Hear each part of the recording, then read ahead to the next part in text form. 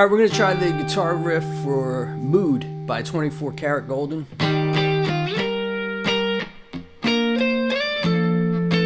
So there's some tricky things going on in this song. Most of the chords are 2-note chords.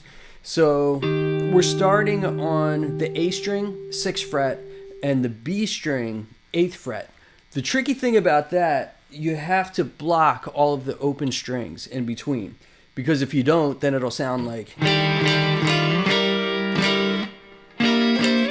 it'll sound horrible. So there's a few ways you could do that. You could either go hybrid picking, where you're picking the bass string with your guitar pick and then hitting the higher note with your finger. So that's one way you can do it. I think the way that they're actually doing it in the song, it sounds like they're strumming it with the pick, but then muting the open strings with the left hand. So let's try it that way first.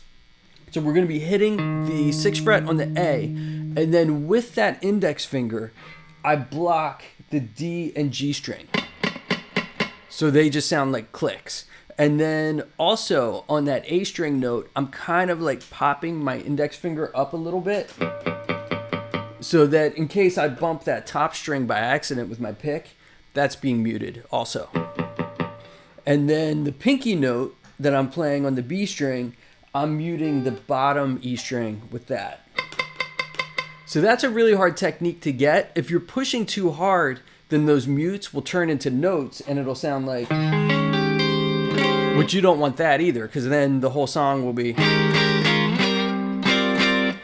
So you have to like lightly touch it just so it mutes. But you don't want to touch it too hard because then it turns into a note. So you just want those open strings to sound like a click. So he's starting with 6 and 8. We do that twice. And then it goes to 6 and 6. And then we move up to 10 and 11. So that first little phrase, real slow, it just goes... Let's do that a couple times really slow. If you were doing that as hybrid picking, it would look like this. I think it'll sound more like the song if you do the strum, but if that's impossible for you, you can do the hybrid. All right, so we'll try that again, then we'll go on to the next part. So after that, we go to 13 on the A and 11 on the B.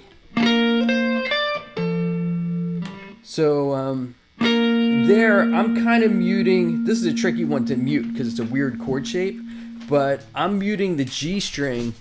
There's my dog. I'm muting the G string with my index finger.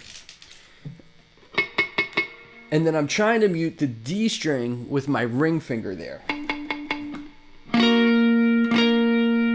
And then also the bottom E string, I'm muting that with the index finger as well.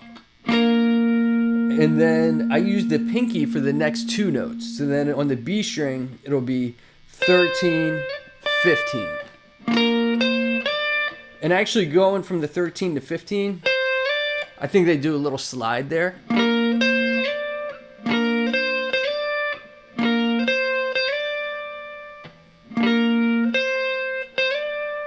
And then he ends it with, so that's going to be 13 on the top, 14 on the G. So the whole riff from the beginning.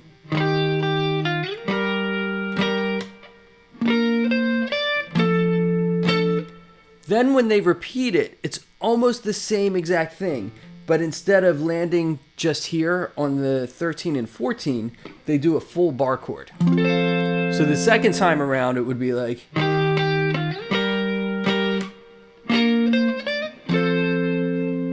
So when you put the whole riff together, I'll do it slow.